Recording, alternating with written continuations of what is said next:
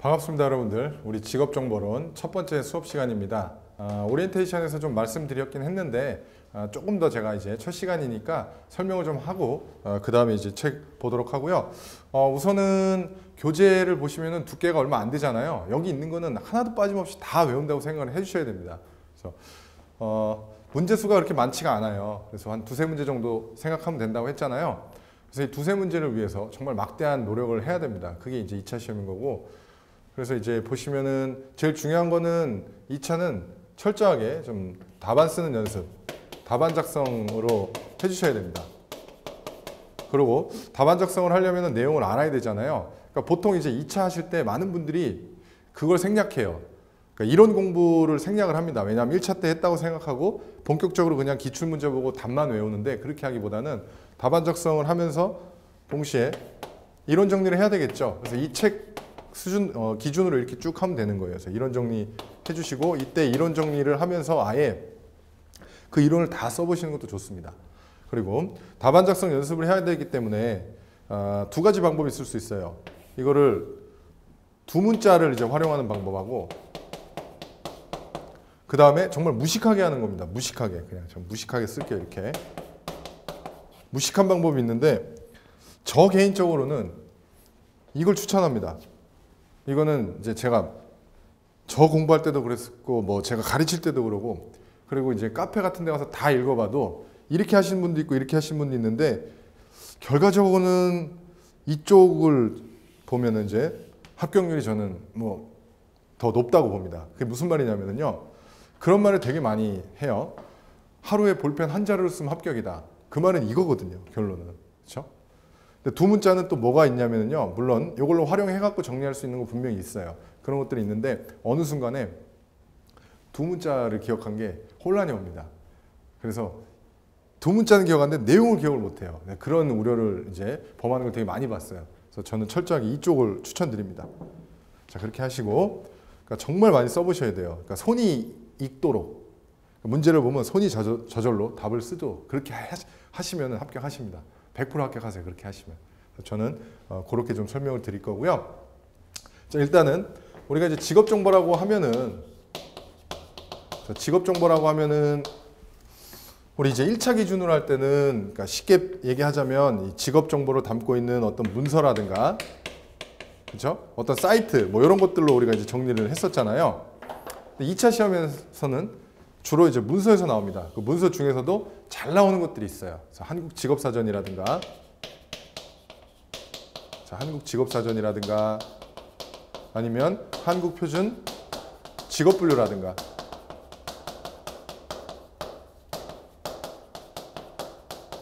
아니면 한국표준 산업분류라든가 이런 데서 이제 주로 문제가 좀 몰리고요.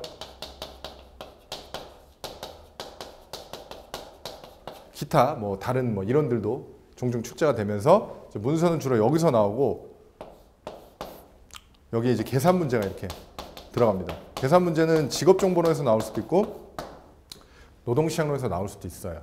둘 다 나올 수도 있고 그래서 이런 축인데 제가 지금 이렇게 썼다 그래서 이것만 공부하시라는 의미 아닙니다. 좀 많이 몰리는 게 이런 거예요. 그래서 여기다 이제 초점을 딱 두고 한 문제도 버릴 게 없다라고 생각을 해주셔야 됩니다. 혹시라도 이게 또 특수성이 있는 게 뭐냐면 예를 들면은 직업상담학이나 직업심리학이나 이런 것들은 여기 나와 있는 이런 표준 문서로 만든 게 아니잖아요. 이론이잖아요. 그러니까 내용의 그 맥락이 있다라고 한다면 가감을 할 수가 있는데 이건 직업정보로는 딱 정해져 있는 문서에서 그 출제를 하기 때문에 이 용어 그대로 기억을 해주시는 게 좋습니다.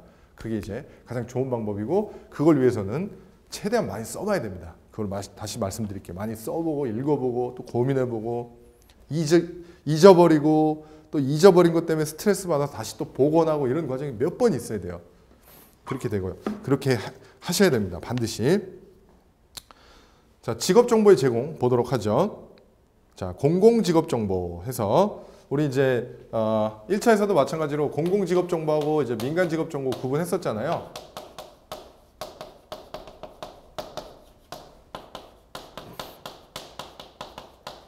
자, 그때는 되게 쉽게 공부했던 거예요. 스케일 크고 스케일 작고 그렇게 해갖고 선택지의 뉘앙스를 보고 이제 맞출 수 있었잖아요. 지금은 이걸 다 쓸 수 있어야 됩니다. 이제 자, 직업 정보 역할 나오고 있습니다. 자, 구직자의 직업 탐색, 직업 결정, 직업 전환 등의 의사 결정의 대안으로서 역할한다. 그래서 직업 상담에서 가장 중요한 게 뭡니까? 내담자의 직업을 직접 결정해 주는 거예요? 상담자가? 아니죠. 내담자가 스스로 결정할 수 있도록 의사결정 능력을 함양시키는 거죠. 그 과정이 되어야 되고 그 와중에 이제 직업 정보가 요긴하게 쓰이는 거죠. 자, 그거 하나 좀 기억을 해두시고 제가 내용이 얼마 안 된다 그랬잖아요. 그러니까 이 이론 내용을 그냥 다 문제라고 생각하고 하면 돼요. 다음 중 직업 정보의 역할 4가지를 쓰시오. 뭐 이렇게 그냥 생각하는 거예요. 그렇게 하고 그냥 이거를 문제라고 생각하고 계속 써보는 거예요. 다.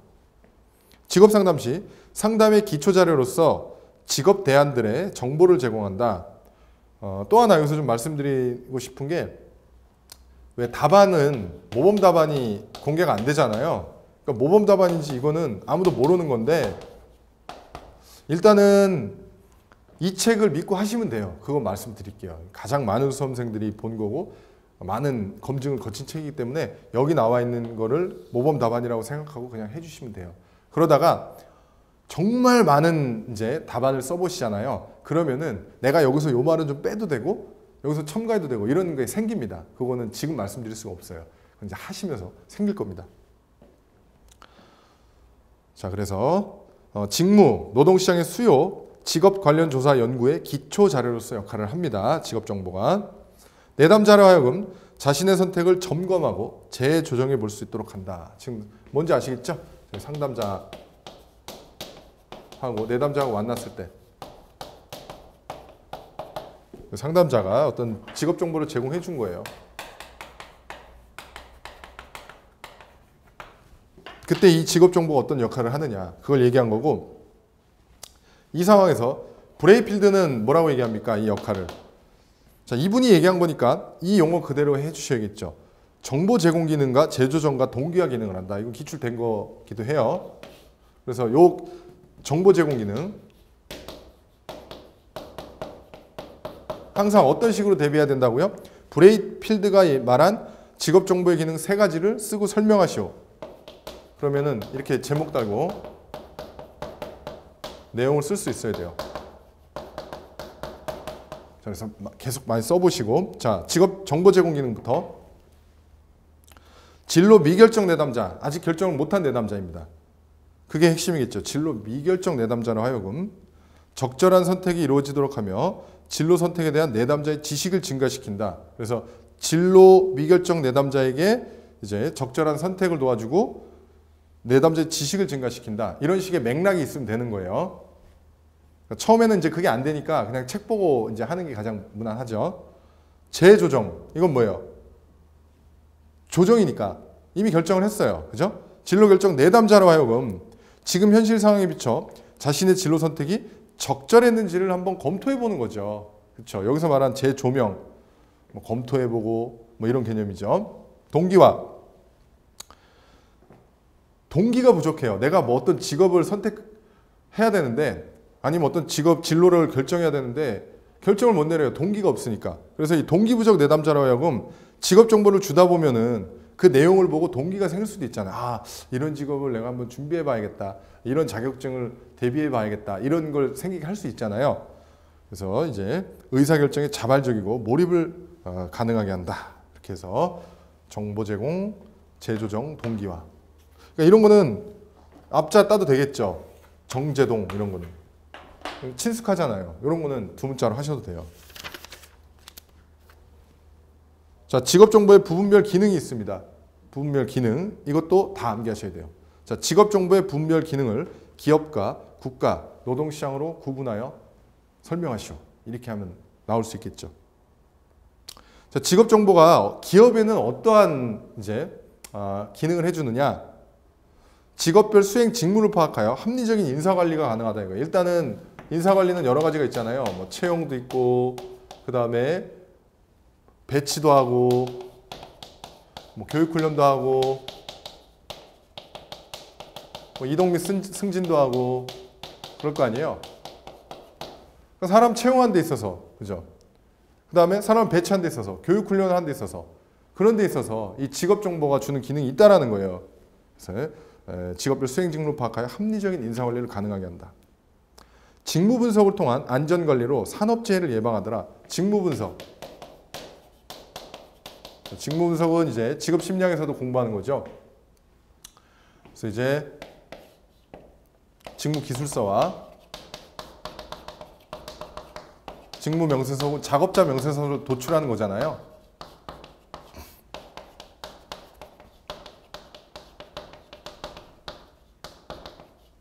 나중에 이제 이거 갖고 직무 평가를 하는 거고. 자, 여하튼 이와 같은 이제 내용들을 도출하는 거잖아요. 그래서 이런 직무 분석을 통한 이 안전 관리로 산업 재해를 예방할 수 있다라는 거죠. 요 용어 그대로 기억을 하시면 돼요. 자, 국가는 어떤 이제 기능을 합니까? 국가적인 차원에서 직업 훈련 정책을 수립하고 고용 정책 결정의 기초 자료로 활용하죠. 이제 국가는 이제 거시적인 측면에서 가야 되잖아요. 거시 정책적인 측면에서. 그러니까 이제 산업 전반이라든가 아니면 고용 현황 전체적인 이러한 것들과 관련이 있는 거죠. 그래서 국가는 이와 같은 직업 정보를 통해서 직업 훈련 정책을 수립하고 고용 정책 결정의 기초 자료를 활용한다 이거예요. 또한 체계적인 직업 정보를 기초로 해서 직업 훈련의 기준을 설정하기도 합니다.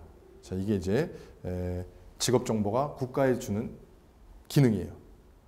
자, 노동시장에는 어떤 기능을 합니까? 미취업 청소년의 진로 탐색 및 진로 선택의 참고 자료를 활용할 수 있습니다. 아, 내가 이런 분야에 취업을 해야겠다. 아, 이쪽이 유망하네. 뭐 이런 것들. 구직자의 또 구직 활동에 활용하죠.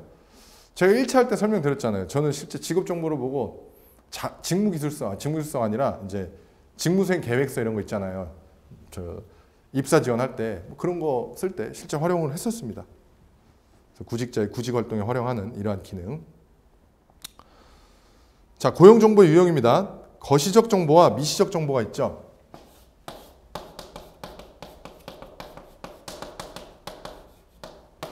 이게 뭐 나누는 절대적인 기준은 없어요. 근데 좀 산업 전반이라든가 산업 동향 전체 국가 전체적인 어떤 정책적인 방향으로 가는 거는 거시적 정보로 가고 건별 정보, 그죠? 어떤 특정 분야, 특정 주제의 정보는 미시적 정보로 가요.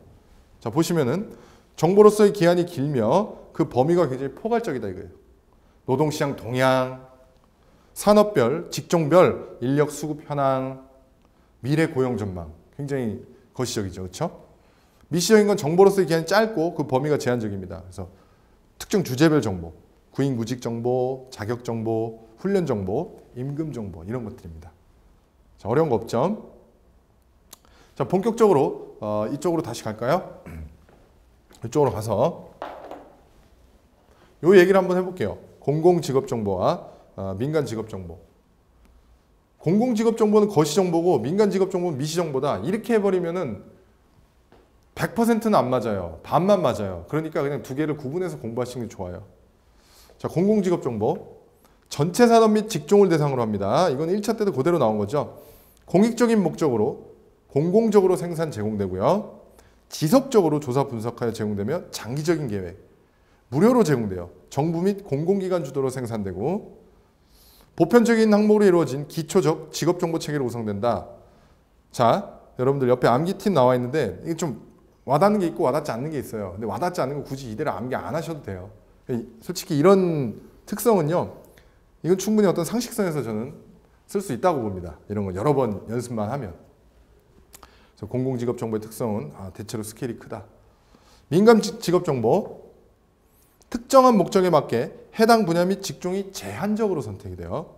한시적이고 신속하게 생산되어 운영되고 단시간에 조사되어 집중적으로 제공되고 유료로 제공되며 민간주도 정보 생산자의 임의적 기준, 시사적 흥미나 관심의 직업 정보로 구성이 되더라. 그래서 1차 때 한 거니까 그대로 보시고 다시 한번 표 볼게요. 자, 민간 직업 정보는요. 정보 제공의 지속성이 불연속적이고 단절적이에요. 그게 무슨 말이에요? 공공 직업 정보는 예를 들면 뭐 어떤 간행물이 나온다면 뭐 매년 나오든 뭐 3년마다 나오든 어떤 이런 지속성이 있어요. 근데 이거 그렇지 않다라는 겁니다. 그리고 직업 분류도 생산자의 자의성이 개입되죠.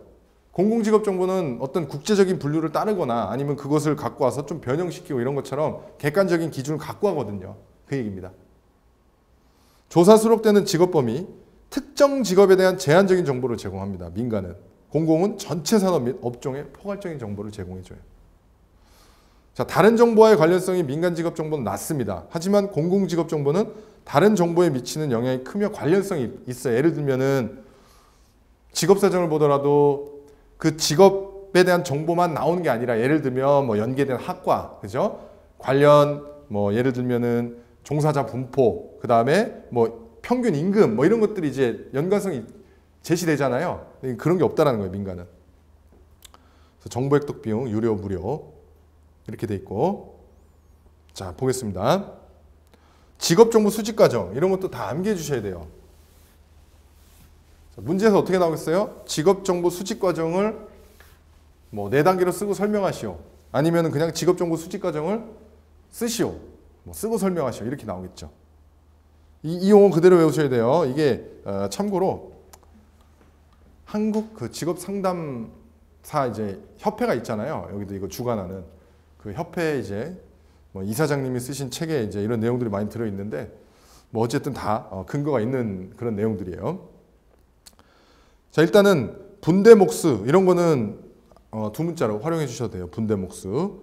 자, 직업 분류 제시하기, 대안 만들기, 목록 줄이기, 직업 정보 수집하기. 자, 이 용어 그대로 기억하셔야 됩니다.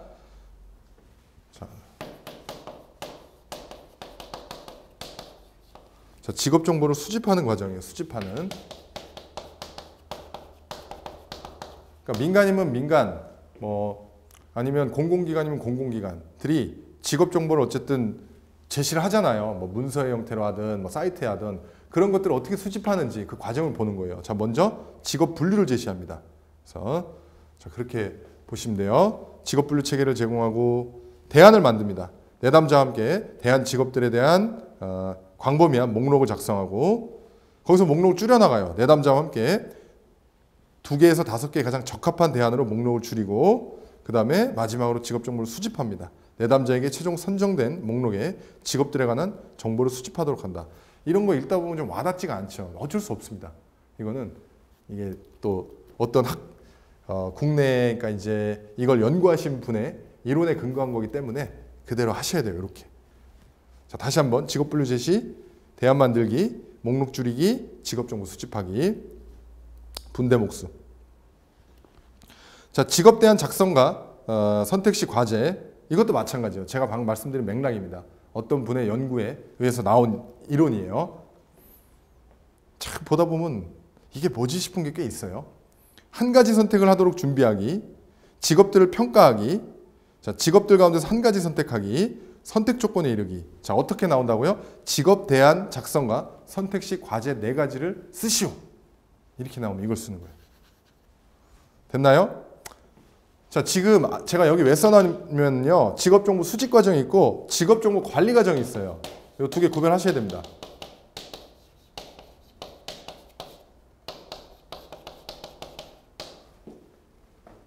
자, 이 직업 정보 아까 수집 과정은 이제 내담자하고 이제 수집을 해서 이제 목록을 만들고 이런 과정이었다면 직업 정보 관리 과정은요. 이건 훨씬 더 큰 개념이에요. 훨씬 큰 개념입니다. 전체적인 어떤 관리 공정을 얘기하는 거예요. 그런 개념입니다. 자, 이것도 암기하셔야 됩니다. 수집, 분석, 가공, 체계화, 제공, 평가인데 자, 수집부터. 직업 정보를 먼저 수집을 해야겠죠. 뭐라고 되어 있습니까? 요구에 맞게 명확한 목표를 세우고 최신 자료를 기준으로 수집을 합니다. 그리고 분석. 목적에 부합하도록 자료의 내용을 파악, 배열한다. 자, 가공. 사용자가 사용하기 편리하도록 요약 정리한다. 체계화. 체계화된 분류를 통하여 정보를 생산하더라. 자, 제공은 이제 소비자한테 제공하는 거죠. 그래서 사용자가 이용하기 편리한 형태로 제공되어야 된다 이거예요. 저희 같은 이제 일반인들이 이제 볼 수 있도록 편하게. 그 다음에 마지막으로 평가. 자, 정보 이용자의 요구 상황에 맞게 제공되었는지 정보의 효용성을 평가한다. 이거 제가 왜 써놨냐면요. 1차 때 여기서 이제 세부적으로 나와요. 뭐 가공할 때, 그죠? 제공할 때, 그럴 때 명료한 언어로 해야 된다. 뭐 시청각 자료를 첨가한다. 이런 얘기 기억나시죠? 그거였습니다. 그 내용이에요. 자, 수집, 분석, 가공, 체계화, 제공, 평가 순입니다. 자, 그렇게 돼요. 자, 그 다음에 앤드루스의 직업정보의 효용, 요것도 기억을 하셔야 됩니다. 앤드루스가 얘기한 직업정보의 효용.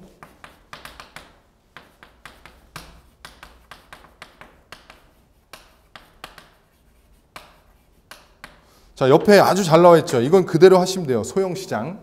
자, 먼저 소유효용.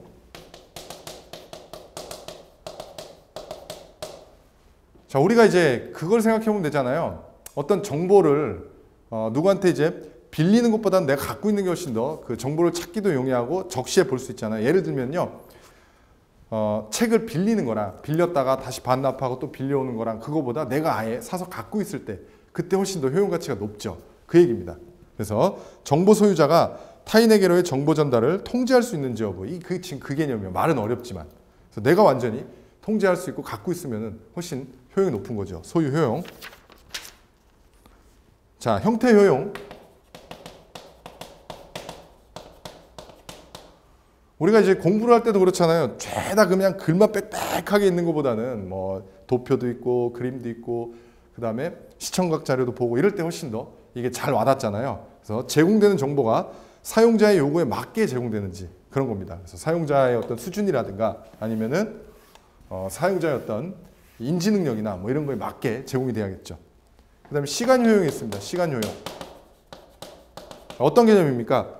정보가 필요한 시기에 적절하게 제공돼야 되죠. 그래서 당장 지금 필요한데 그 정보가 이틀 뒤에 온다. 그러면은 그거는 효용성이 떨어지는 거죠.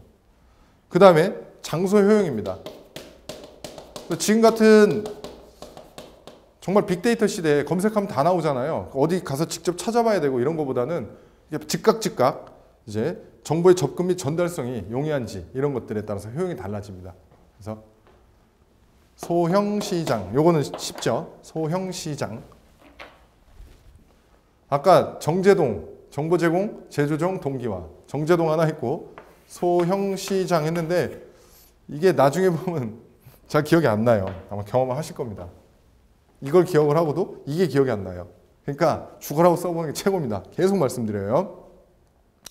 자, 그렇게 하시면 되고, 자, 이제 이쪽으로 가서 조금 더 진행을 할게요.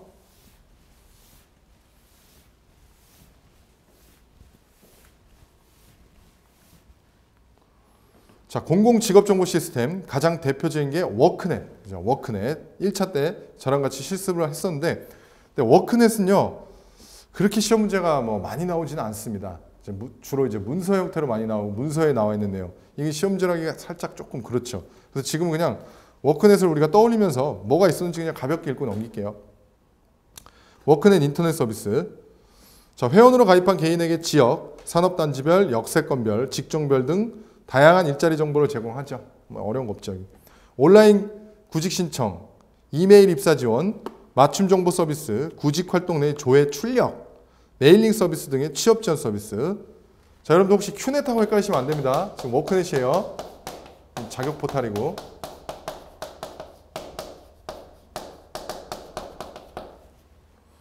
온라인, 자, 회원으로 가입한 기업에게 방금 이제 전에는 개인을 얘기했지만 이제 기업, 지역별, 직종별, 전공 계열별 등 다양한 인재 정보를 비롯하여 온라인 구인 신청, 개인정보관리, 맞춤정보 서비스, 찜하기, 대학교, 직업훈련학교 추천 의뢰 등의 채용 지원 서비스. 직업심리검사, 나에게 적합한 직업 찾기, 자료 탐색, 취업 가이드 등등등 이런 서비스를 제공한다. 자, 워크넷 인트라넷 서비스. 이건 이제 주로 이제 기관들하고 좀 연관이 있는 거죠. 아니면은 이제 별도로 다른 이제 어떤 특정 대상자에게 이제 이용할 수 있는 뭐 그런 형태로 제시되는 거죠. 자, 워크넷 인트라넷 서비스. 고용센터 상담원 및 지자체 공무원 등에게 구인 신청 또는 구직 신청을 통해 구인자와 구직자 사이에 고용계약의 성립 등 취업 알선 업무와 구인 구직 통계, 뭐 SMS, 팩스, 모니터링 업무를 지원해주는 취업 알선 서비스. 주로 기관에 해당하는 거죠. 기관에. 자, 그 다음에 뭐 청소년 직장 체험, 그 다음에 고용센터에서 실시하고 있는 성취 프로그램, 청년층 직업지도 프로그램 등등 이런 서비스를 제공한다. 그 다음에 직업 훈련 내용과 대상에 따른 구분, 직업 훈련 방법에 따른 구분. 요거는요, 1차 때 어디서 공부하셨나요? 법규에서 했었죠. 법규에서 했는데 이 직업정보론에 나왔어요. 실제 기출이 한번 돼갖고 사람들이 다 멘탈이 붕괴된 적이 있었습니다. 직업훈련 내용과 대상에 따른 구분. 자, 요거 기억하셔야 됩니다. 이거는 암기해 주셔야 돼요. 자, 훈련 내용과 대상에 따른 구분이에요.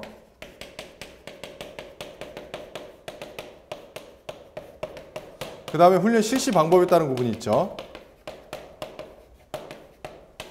저는 얼마든지 이것도 나올 수 있다고 봅니다. 그래서 양성훈련, 향상훈련, 전직훈련이죠.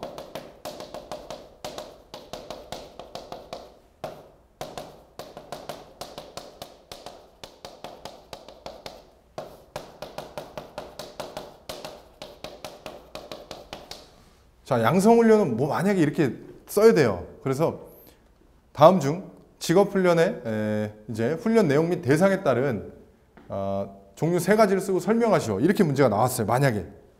그랬을 때 양성훈련, 향상훈련, 전직훈련은 생각이 나요. 그래서 이걸 썼어요. 내용을 어떻게 쓸 거예요? 안 나온다니까요. 그러니까 정말 많이 써봐야 돼요. 그러니까 일단 의미를 잘 새겨봐요. 양성 뭘 쓰지? 그렇게 한번 자꾸 고민을 해봐야 됩니다. 기초적인 직무수행 능력이 키워드죠. 기초 직무수행 능력. 기초 직무수행 능력을 습득시키는 거고, 이거는 기초가 쌓인 거에서 말 그대로 향상시키는 거죠. 그러니까 기초적인 직무수행 능력을 가지고 있는 자에게 더 높은 직무수행 능력을 습득시키는 거다. 자, 새로운 직업에 필요한 직무수행 능력을 습득시키는 거다. 자, 다시 기초적인 직무수행 능력, 더 높은 직무수행 능력, 새로운 직업에 필요한 키워드죠. 그렇게 하시면 돼요. 자, 직업 훈련 방법에 따른 구분, 훈련 방법 혹은 실시 방법.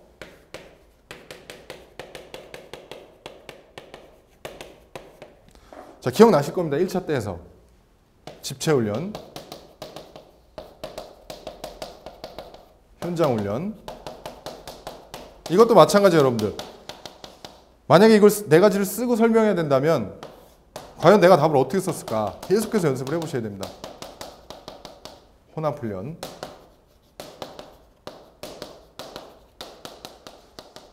집체훈련이면 뭘 생각해야 될까요? 전문적인 시설, 그죠? 뭐 이런 게 들어가면 좋겠죠. 현장훈련, 사업장 내에서 하는 거, 그죠? 원격훈련은 원격으로 하는 거고, 혼합훈련 이 중에 2가지 이상을 섞어서 하는 거고. 자, 보겠습니다. 집체훈련. 직업능력 개발 훈련을 실시하기 위하여 설치한 훈련 전용 시설. 훈련 전용 시설. 정 안 되면 말을 뭐 늘려야죠. 집체훈련이란 훈련 전용 시설에서 하는 훈련을 얘기한다. 뭐 이런 식으로 써야겠죠. 그 밖에 훈련을 실시하기에 적합한 시설. 이때 산업체의 생산시설 및 근무장소는 제외해요. 이 말까지 쓸 필요는 없어요. 그건 여기서 하는 거니까. 자, 현장훈련. 산업체의 생산시설 또는 근무장소에서 실시하는, 이게 핵심이고, 이거는 뭐가 들어가면 돼요? 정보통신 매체가 들어가면 되겠죠. 뭐 정 안 되면 뭐 온라인 통신 매체 뭐 비슷한 말 쓰면 되겠죠. 그 다음에 이건 집체, 현장, 원격 훈련 방법을 2개 이상 병행하는 거예요. 2개 이상. 항상 성의 있게 쓰셔야 돼요. 만약에 나왔는데 혼합훈련은 방금 얘기한 3가지 중에 2가지를 혼합하는 거다. 이러면 채점자가 굉장히 성의 없게 보겠죠. 집체, 현장, 원격 훈련 중 2개 이상 병행하는 거다. 자, 기출 보건 문제가 있는데 일단 오늘은 여기까지 좀 이론 정리를 하고요. 기출 보건 문제는 다음 시간에 보면서, 물론 이제 우리 수험생분들이 써봐야 될 거긴 하지만 저랑 같이 좀 보면서 한번 읽어보고 그 다음에 좀 진행을 하는 걸로 할게요. 자, 오늘 수업 여기서 마치도록 하겠습니다. 여러분들 수고 많으셨어요.